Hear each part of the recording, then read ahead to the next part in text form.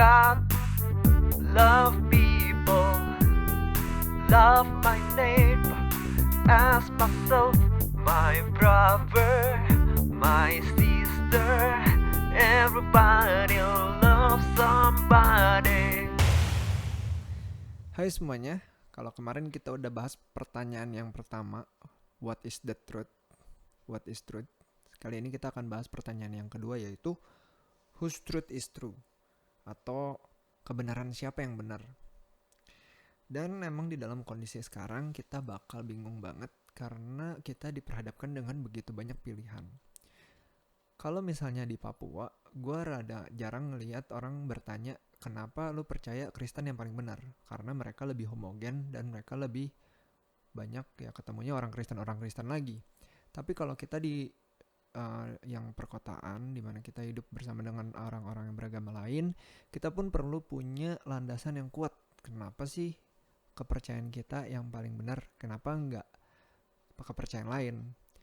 Jadi kali ini kita bakal bahas tentang kebenaran siapa yang benar, karena dunia postmodernisme sekarang telah membuat banyak orang-orang percaya bahwa nggak ada kebenaran yang absolut. Semua kebenaran itu jadi subjektif, tergantung lu mau mandangnya gimana. Menurut lu bener, ya udah bener buat lu. Kalau buat gue begini, kalau buat orang lain ya terserah lagi. Which is jadi nggak ada kebenaran yang absolut. Dan ini yang bakal kita bahas, apakah benar nggak ada kebenaran yang absolut. Di dalam Alkitab ternyata Tuhan itu dari awal udah memberikan kebenaran yang absolut. Cuman manusianya aja yang gak mau ngikutin. Misalnya kebenaran akan bahwa ada buah yang gak boleh dimakan dan kalau mereka makan, mereka mati.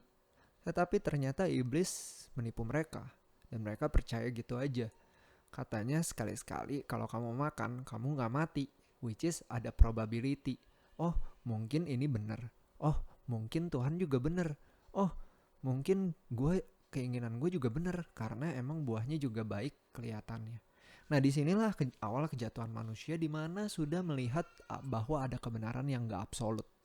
Oke, untuk lebih jauh, gue akan mengawali ini dengan satu statement dari Aristoteles. Aristoteles ini pernah bikin satu hukum namanya LNC atau Law of Non-Contradiction. Artinya hukum yang tidak berkontradiksi.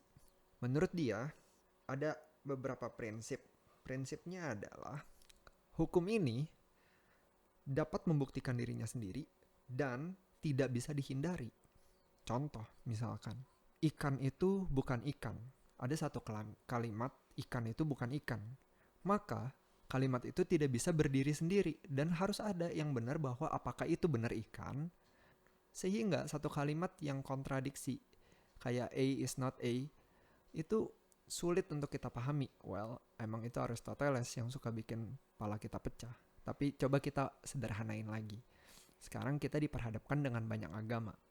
Kalau misalkan kita anggap aja semua agama benar, oke lah, semua agama benar. Tapi coba kita pikir ulang, apakah mungkin ada agama yang percaya ada Tuhannya satu, ada agama yang percaya Tuhannya lebih dari satu, ada agama yang gak percaya ada Tuhan kayak Buddha.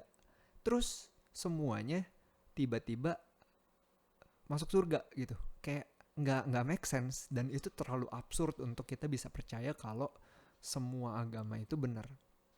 Kalau semua agama mengajar kebaikan, itu mungkin kita masih bisa dalemin lagi, apakah benar semua mengajarkan kebaikan. Nah, dari sinilah kita perlu yang namanya standar untuk bisa nilai. Atau yang kedua, kita anggap semuanya salah. Semua agama salah. Udahlah, gak usah kenal Tuhan. Tuhan tuh gak bisa dikenal. Kalau misalkan kita bilang semua salah, tapi kita gak tahu mana yang benar, itu rada aneh. Kayak contoh misalnya ada soal ulangan. Lu jawab A salah, lu jawab B salah, lu jawab C salah. Sampai lu jawab semua jawaban juga salah.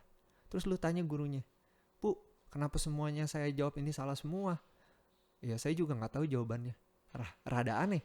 Kalau lu mau ngomong itu salah, berarti lu mesti tahu yang benar. Nah, makanya untuk menilai, kita gak bisa langsung bilang ini benar dan salah kalau kita gak punya tolak ukur. Makanya yang paling mungkin adalah kita pegang satu agama yang paling benar.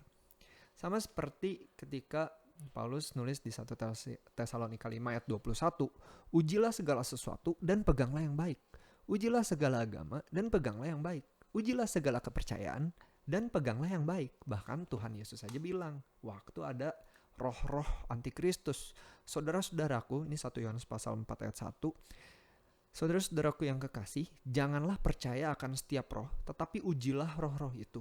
Apakah mereka berasal dari Allah? Sebab banyak nabi-nabi palsu yang telah muncul dan pergi ke seluruh dunia. Demikianlah kita mengenal roh Allah. Setiap roh yang mengaku bahwa Yesus Kristus telah datang sebagai manusia berasal dari Allah.